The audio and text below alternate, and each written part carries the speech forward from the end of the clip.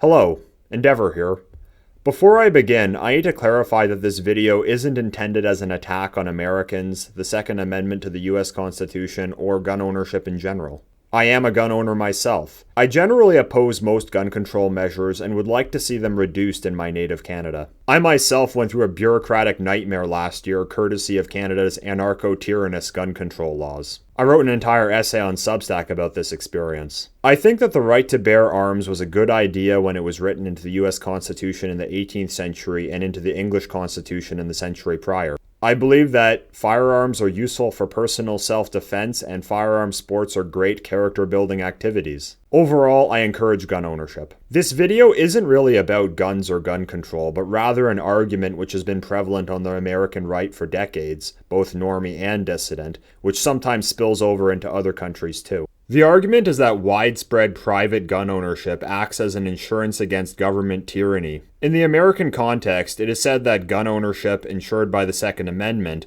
would enable the citizenry to overthrow the federal government if it were to ever become tyrannical and violate the Constitution. For the purposes of this video, I'm going to refer to this idea as the IAT doctrine, insurance against tyranny. Thankfully, this is an argument which seems to have gone out of style in recent years, especially on the dissident right. Serious thinkers don't actually believe that the masses could possibly overthrow the US government by force. Furthermore, the people who still do make this argument are usually much older. Younger right-wingers are much less likely to believe this. Nonetheless, I still occasionally see this argument crop up from time to time. I'd like to put both this ill-conceived notion to rest and look at why the deeper assumptions behind it are incorrect. The idea of the right to bear arms dates back centuries. I'm not going to get into this broader concept, but rather a more specific argument which is often employed in American politics today. As far as I know, this IAT doctrine became a mainstay in American political discourse around the time of the passage of the Gun Control Act of 1968. This was when gun control became the divisive issue it is today in the United States. However, in more recent times, it was strongly argued for by opponents of proposed gun control legislation following the Sandy Hook massacre in 2012. This was the first time I recall coming across this argument. It was around the time I began taking an interest in politics, and it was just after the internet had become the predominant medium of political discourse. I've also heard it applied to the gun control issue in Canada over the years as well, but it's far less common than south of the border. There are two different segments of the right which have at times argued for the IAT doctrine. The first is what we would refer to as the normie right. This would include the GOP, organizations like the NRA, and conservative commentators such as Steven Crowder, Ben Shapiro, and Alex Jones. In the aftermath of the Sandy Hook massacre,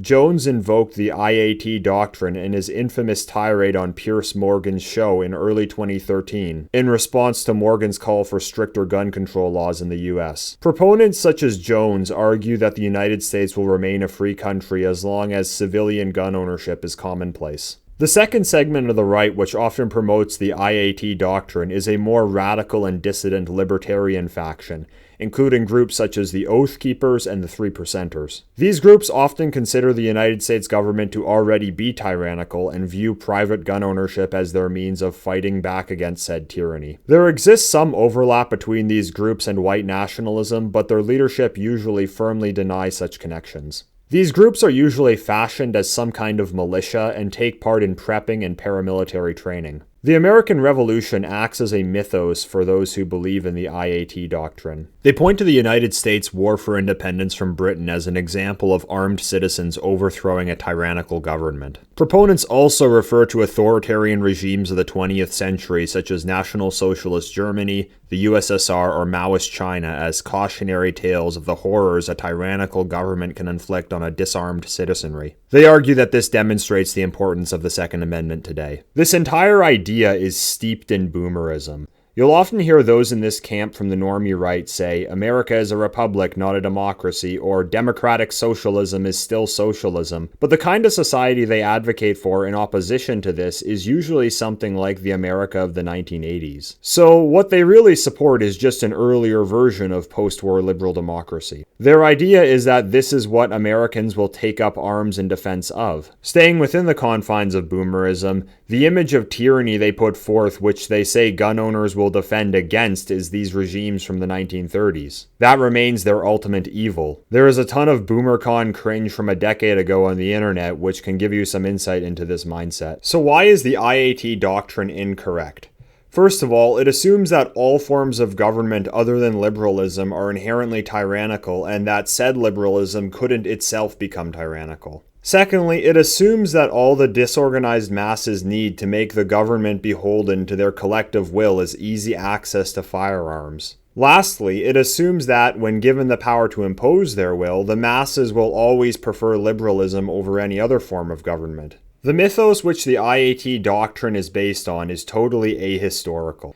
The American Revolution was possible because some of the most elite members of colonial society decided to revolt against the British Crown and form their own ruling body in opposition. The new Continental Congress was able to garner enough support from the populace and foreign powers like France to supplant the previous regime. Like all revolutions, the American Revolution was from the top down, not the bottom up. It was a new set of elites overthrowing an older one. It was not the result of a bunch of random citizens who got angry at their government one day and just started shooting. Not only is believing that these authoritarian regimes could have been so easily overthrown or even just kept in check by an armed citizenry wrong, it's also misguided to assume that there must have been an overwhelming desire to do so. Leaders like Hitler, Stalin, and Mao had a great deal of enthusiastic support from the people they ruled over. To just take for granted that people would have risen up against these regimes given the opportunity fails to understand mass psychology. In reality, the majority of any given society will just conform to the ruling authority, whatever that may be. The masses fervently supporting illiberal political systems is commonplace throughout history,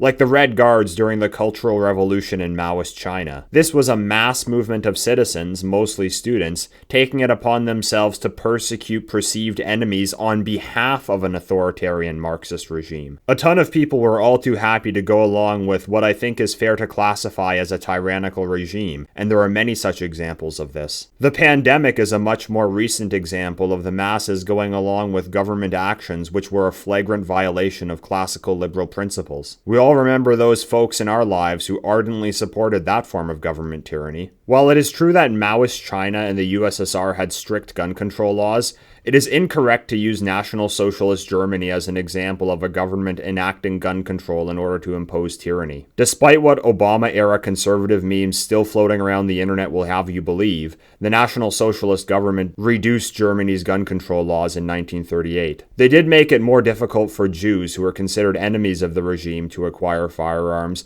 but they formed only about 0.6% of the population of Germany at the time. Alex Jones' claim that Hitler took the guns is false. Firearm acquisition was made much easier for the vast majority of German citizens during the National Socialist era. This did not result in an armed uprising overthrowing the government as proponents of the IAT doctrine often claim it would have. But rather than speculating about theoretical alternative histories of regimes from the previous century, we should look at the contemporary United States to see if the IAT doctrine holds up. Gun ownership remains commonplace in the United States. So, is it true that widespread private gun ownership prevents tyranny? If we use the vision for the United States upon its founding as a benchmark, I think it's safe to say that the Founding Fathers would be far more outraged by the current American regime than they ever were under British rule. At its inception, the Founding Fathers explicitly intended the United States to be a white European society. The Naturalization Act of 1790 stated that citizenship was only to be extended to free white persons of good character. However, since the passage of the 1965 Hart-Celler Act,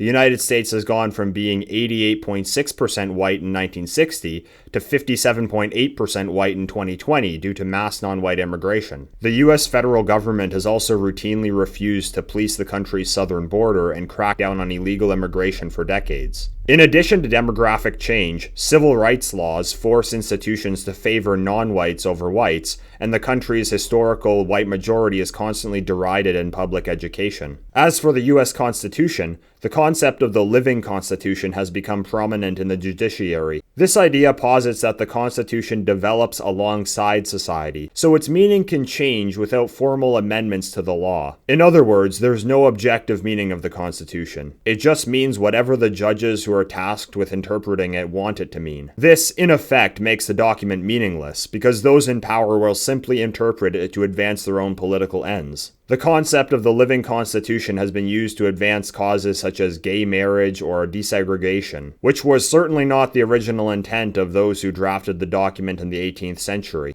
So in the contemporary United States, the Constitution is routinely trampled upon. Rule of law is on its way out in the United States as well. The authorities have taken to selectively enforcing the law to reward those who ideologically align with the regime and punish those who are considered its enemies. For example, whenever there is a political demonstration, the authorities will stand down and allow the demonstrators to get away with flagrant vandalism, looting, and violence if the demonstration's goals coincide with those of the government. However, if the demonstration is deemed antithetical to the goals of the government, the authorities will crack down and hit the demonstrators with draconian legal consequences. The idea of limited government power was a foundational principle at the time of the formation of the United States. However, the US federal government has grown to a gargantuan degree in recent decades. Throughout the 1980s, the United States went from being the world's largest creditor nation to the world's largest debtor nation. As of 2023, the US national debt has surpassed $33 trillion. The power of the federal government has greatly increased too. In 2001, the government awarded itself massive amounts of power to spy on the day-to-day lives of ordinary citizens and punish those considered to be a threat with the Patriot Act. And let's not forget how the US government, among numerous governments around the world, was able to put everyone's life on hold for 2 years during the pandemic. The current Biden administration has reached Banana Republic levels of corruption. They are currently attempting to jail former President Donald Trump, and several blue states are trying to have him removed from the 2024 presidential ballot, using the January 6th Capitol protest as a pretext.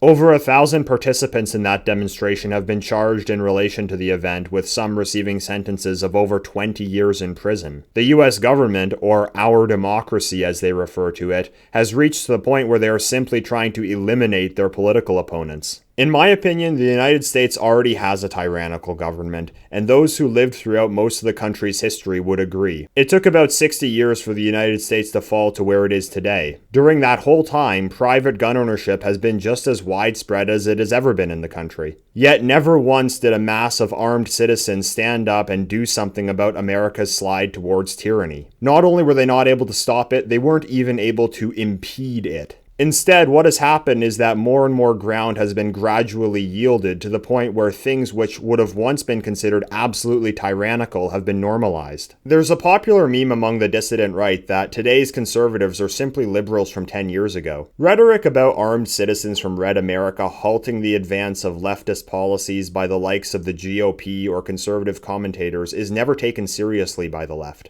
The mainstream right will have imbibed whatever they are complaining about today a decade later. The left know full well that the IAT doctrine is all bark and no bite. Private gun ownership has never once impeded their conquest of America. Whenever you hear a right-winger make a case for the IAT doctrine on social media, it's common for a leftist to retort that citizens armed with AR-15s are no match for a military with fighter jets, helicopters, and tanks. The conversation then descends into an argument over whether millions of armed citizens or the government would win in a theoretical civil war. This argument is moot. The military would undoubtedly win, not only because they have more firepower, but because it is an organized force with a centralized command structure, while gun owners are in no way a unified group, much less an organized one. To understand why this simply wouldn't work, you can look no further than the embarrassment that was the Propertarian movement. Propertarianism was an ideology created by Curt Doolittle. It was essentially an updated version of libertarianism, which extended the recognition of property rights beyond that which is of monetary value, such as culture, borders, family, etc. They often embraced several dissident right-wing concepts like race realism, which was often absent from earlier iterations of libertarianism. Propertarianism burst onto the online right scene in late 2018 when the YouTube channel of Curt Doolittle's hype man, John Mark, went viral overnight. The most alarming thing about these guys was their rhetoric about an imminent civil war in the United States. They openly declared that not only was a civil war certain to happen, but that the right was going to win. They based this claim primarily on the fact that Red America collectively possesses far more firearms than Blue America. While they didn't fully embrace the boomerism which often accompanies the IAT doctrine, they explicitly stated that private gun ownership among the so-called grassroots right was the key to overthrowing overthrowing the federal government of the United States. After a year and a half of growing an online following, Kurt Doolittle and John Mark decided it was finally time for Propertarianism to go IRL. They announced an event they called the Declaration of Reformation to take place on July 4th, 2020 in Richmond, Virginia. But they didn't really organize an event. They just showed up at a rally organized by a Second Amendment boogaloo group called the Virginia Knights Militia, who had never even heard of Kurt Doolittle or Propertarianism before. The assumption of the IAT doctrine, which both the Propertarians and this Virginia Knights Militia undoubtedly subscribe to, is that gun owners across America would band together to restore liberty if a tyrannical government were ever to rise. But this event perfectly exemplifies why that is never going to happen. This took place in the midst of the Summer of Floyd, when BLM ran rampant through American cities from coast to coast. During this summer, the police stood down as rioters torched buildings and assaulted ordinary people in the streets, but arrested anyone who attempted to defend themselves or their property from the mob. John Mark spent a year and a half insisting that events like this would spark a reaction from the grassroots right, which would lead to a civil war and the eventual overthrow of the government. Yet the quote-unquote grassroots right showed up to this rally only to side with BLM and repeat the same anti-white rhetoric which had set the country on fire. They came armed to the teeth, yet didn't even voice their opposition to the state-backed violence and vandalism sweeping the country. It goes without saying that these Second Amendment folks, with more rounds in their semi-auto magazines than IQ points, didn't spring into action and save Western civilization. After several incoherent speeches about how not racist they are, these Virginia Knights Militia guys greeted the Propertarians with chants of "white supremacy sucks." When Kurt Doolittle got the floor, he proceeded to deliver a nonsensical rant into a megaphone, screaming about a reckoning thousands of years in the making, only to literally wet himself when approached by BLM members. He then explained to them how their manhood was greater than his own and handed the megaphone over to a BLM activist who gave a speech of his own. Doolittle and many of his supporters even raised their hands in solidarity with him. The entire Propertarian movement collapsed in the days that followed. Kurt Doolittle threw his followers under the bus, blaming them for the event's failure, and John Mark, in turn, deleted his entire social media presence. This cringe fest perfectly demonstrates the foolhardy nature of the IAT doctrine. The police didn't even need to engage at all. This small, though heavily armed crowd of about 200 people or less weren't even able to hold themselves together without descending into infighting, much less actually pose any kind of threat to an established authority. Now imagine how inept they would be actually attempting to back up their tough talk about armed revolution. The idea that millions of gun owners across America could just spontaneously unify and challenge the power of the government of the United States is fantasy. There is, however, another factor to consider with this Propertarian fiasco. I don't throw around the label of Fed lightly, but if I ever had suspicions that bad actors were at work within the online right, it was with Kurt Doolittle and John Mark. There's a video by Keith Woods on the implosion of Propertarianism, which makes a pretty darn convincing case for this movement having been some kind of honeypot operation. We'll never know for certain whether Propertarianism was a Fed op or just a really bad idea, but either way, it can tell us something about the IAT doctrine. If Kurt Doolittle and John Mark weren't feds, but instead drastically miscalculated the situation in the United States, then the takeaway should be that their diagnosis of a solution was severely wrong-headed. If these two were in fact feds, which in this case seems more likely, it tells you that the American state itself is actively promulgating the IAT doctrine. If this is the case, it would mean that they want to get the right to believe that not only is a civil war on the way, but that it would be beneficial. This might seem a bit strange on the surface. Why would the American state want to give its enemies the idea of overthrowing it? It's because they know an armed uprising of the masses is never going to happen and would have zero chance of success even if it did. The IAT doctrine is also pushed by the GOP and Con Inc., who are just as much part of the system as the left. This idea falls in line with the purpose of controlled opposition, that being to placate the disaffected in order to prevent them from taking effective action against the regime. This would explain why you're much more likely to hear this argument from the phony right than from the genuine right. Those who fall for such ill-conceived notions take either one of two courses of action. A small number of them engage in illegal insurrectionary activity and get jailed for the rest of their lives. The vast majority trick themselves into believing that they have the power to force the government's hand if the state ever were to go too far. However, once the government crosses that proverbial line in the sand, they just move the line back and insist that this new line is the breaking point. The net result of both of these is that potential dissidents are neutralized on account of either being imprisoned or being tricked into inaction via a false sense of security. Let's look at how well these armed militia groups fared against the government in the wake of the 2021 Capitol protest. Following the demonstration on January 6th, 11 leading members of the Oath Keepers and 6 members of the 3%ers were charged with sedition. Several have already been convicted and handed lengthy sentences in federal prison. The entire 3%ers organization has since been dissolved. Now, these are obviously trumped-up charges. I don't believe these guys were seriously involved in a plot to overthrow the US government. However, the state was able to jail their leading members without any resistance. The IAT doctrine is the very foundation of these militia groups. They parade around in tactical gear with semi-automatic rifles, yet when push came to shove, none of them put their words into action. Nor should they have, because actually trying to back up their rhetoric would be suicide. I need to reiterate that this video is not intended as a dig against Americans or as an argument in favor of stronger gun control laws. I'm opposed to most gun control, and I still believe that firearm ownership is a good idea for personal self-defense in sport. Rather, it's to dissuade from ill-conceived notions which result in ineffective forms of political action. Zooming out from the American-centric context of the IAT doctrine, there are 2 major takeaways from this analysis which are applicable to whatever country you reside in. Firstly, be highly skeptical of anyone telling you that positive change will require a cataclysmic event such as a collapse or a civil war. Most people who push this idea are not federal agents themselves, but simply losers black-pilled into destructive nihilism. However, these are the ideas which actual bad actors would want you to believe. That's why we have the phrase Fed posting. Since incremental change is impossible according to this line of thinking, those who fall for it are pacified into inaction by notions that this cataclysm is imminent and that it will play out in their favor. Major upheaval or unrest could happen in the future, but that's not what's going to make things better. In reality, political change is brought about through a process of metapolitics. Change comes incrementally as new political concepts are absorbed into the broader societal consciousness. For example, Alex Jones claims that the Second Amendment is designed to stop America from becoming like the Soviet Union,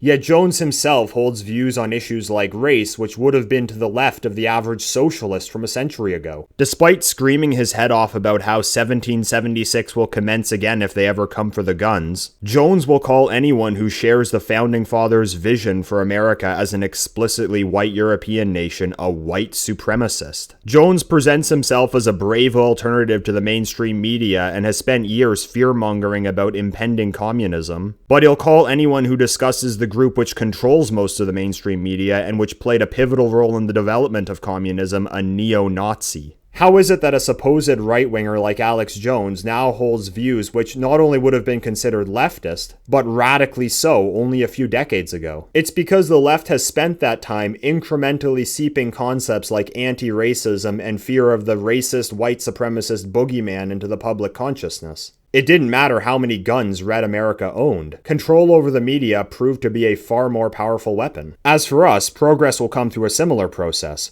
For example, over the past year, we've seen mainstream conservative commentators like Charlie Kirk or GOP presidential hopeful Vivek Ramaswamy openly declare that replacement migration is not a conspiracy theory but a deliberate policy. We've seen both Elon Musk and Kanye West address the issue of Jewish influence, probably the highest profile individuals to do so since World War II. Now, both of them have been more or less brought to heel, but this still resulted in a massive increase in exposure to this issue. I'm not claiming that any of these individuals are necessarily aligned with our goals, but the fact that they are acknowledging these issues is a sign that the public consciousness is shifting in that direction. This is metapolitical change, and this has nothing to do with how many guns people own, and it did not require a calamitous event to occur. Secondly, political change does not emanate from the grassroots, but the elite class. Change comes when members of the elite class take on these new ideas which have entered the public consciousness and decide to implement them. It doesn't happen when the people get angry enough at their government, and it certainly doesn't come about through the use of or threat of violence by the masses. The fundamental flaw of the IAT doctrine is the belief that a disorganized mass of armed citizens could bring about political change through sheer force of numbers and firearms. The reality is that the vast majority of people will always submit to the ruling authority. An uprising only has the possibility of success if there exists an organized counter-elite who they can swear their loyalty to. Monumental historical turning points such as the American, French, or Russian revolutions were not the result of the masses getting angry, rising up, and taking over a country. The ideas these revolutions were based on had been soaking into members of the elite class for years prior, and regime change took place when a new counter-elite was able to wrestle legitimacy away from the elite which preceded them. The Continental Congress was far more pivotal to the American Revolution than militiamen. The National Assembly brought about the French Revolution, not the sans-culottes. It wasn't industrial workers who made the Russian Revolution happen, it was the Bolshevik Party. So put to rest any notions that you might have had that the masses are going to be the driving force of political change,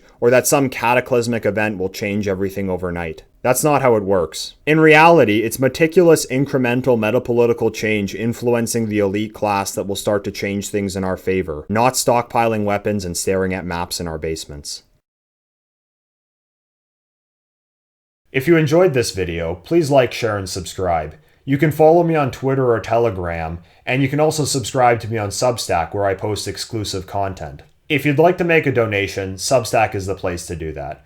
All links are down below. Thank you for listening. Till next time, endeavor.